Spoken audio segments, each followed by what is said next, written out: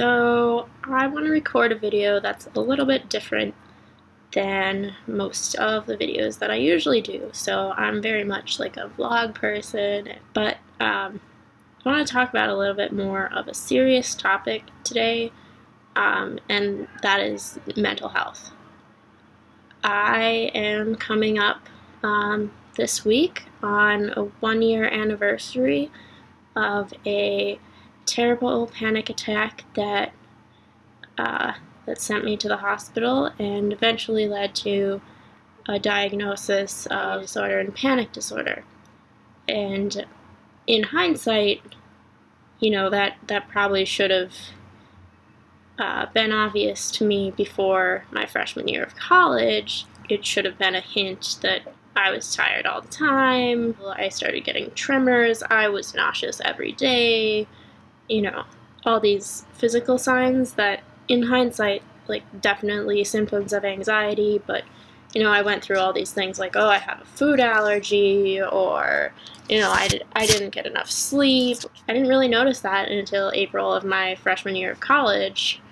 I'd been having some panic attacks since really I got to college, but I didn't know what they were. I didn't really even know what anxiety was, and that it was a legitimate mental health disorder. So it was about Easter when I had that first big panic attack. This one was really bad. I did what's called dissociating, so I wasn't really in my own head, if that makes any sense. I wasn't in control of what was going on. Kind of crying and shaking. I wasn't cold. I don't know why I was shaking.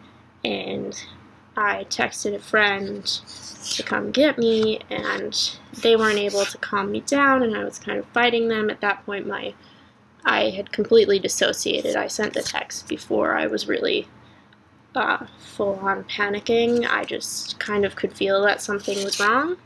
Intervening and getting me to the hospital. I ended up going to a psychiatrist at my university, and they kind of helped me get through the year. That was when the panic diagnosis came, and I kept having more of those, but I had some short-acting medication just to use, to get me through that. So then I went home over the summer. So basically when I went home, it was a bunch of blood tests to make sure I didn't have any weird nutrient mineral deficiencies. I don't know. So then next up was a psychiatrist or a psychologist testing me. I took this written test to kind of see how my brain operated, I guess, how I thought about situations and thought about myself. And she put me on antidepressants.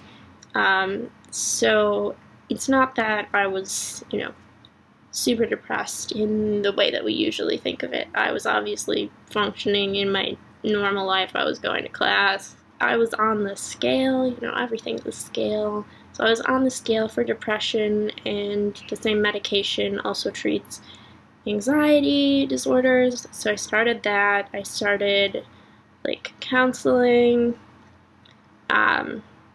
When I got back to school, the medication wasn't working, and I didn't really know what to do. They switched my medication, the same goal as the first medication, but they switched to a new one. And so I was doing better on that. I kind of noticed that over Christmas when I went home, and I was like, this still isn't right. So when I got back to school, I talked to my psychiatrist, and she was like, well, you need to wait because I haven't seen you in a while. And here I am, I know you haven't seen me in a while, but I've seen me for the past 2 months, and I kind of know what I'm thinking. So at this point I was like, wow, I've kind of started to understand, in my own head, what I was going through. And I think that was a really important step for me. So I went back to her 2 weeks later, and I was like, I'm not kidding around with this. I'm definitely experiencing mood swings. I'm going from, I don't want to get out of bed in the morning to, manic, like excited about everything, and it's literally just like a normal Wednesday. Just kind of exhausting after a while. Thought it over, talked with my parents, and I was like, you know what, it's worth a try. Like, there are side effects, definitely, sure. I already feel crappy. Like, you know, if there's a possibility of it working, it's worth a shot. So I started on that. I started seeing another therapist at my school, and probably within about 3 to 4 weeks, I was feeling so much better. Like, my energy was so much more even keel. I'm really happy to be where I am, because last year I was certainly not at this point. You know, at this point, not a lot of people know. Like, I think I've only told like 2 or 3 of my closest friends. My family obviously knows, and get to the point where I can share this with my friends and the people who I care about and care about me. But I was kind of scared to tell anyone, at least the people that were close to me. I did tell 2 friends at the time, and one of them just stopped being my friend, and so that kind of scared me out of telling anyone else, because I was like, well, I don't want to lose like these people that I really love and have come to be great friends with. I'm really in a better place, and it's something that's so important to talk about, because for as advanced as we are, there's a lot of people who still don't believe that mental health disorders are a real thing. But it really is something. There's a chemical imbalance in your brain. Your neurons are supposed to be surrounded by like serotonin, and they're supposed to be able to pass messages. But when you're depressed or anxious, there's something like the messages don't get passed.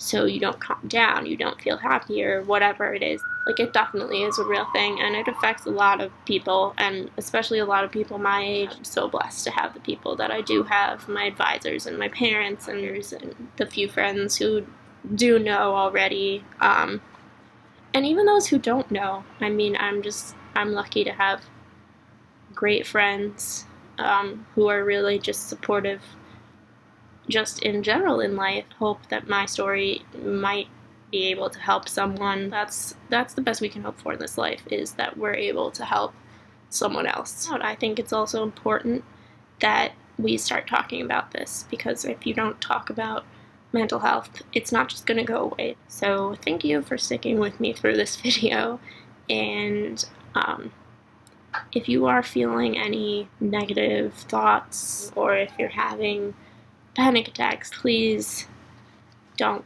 struggle alone. Please find someone that you can talk to. I guarantee you there is someone in your life that cares about you.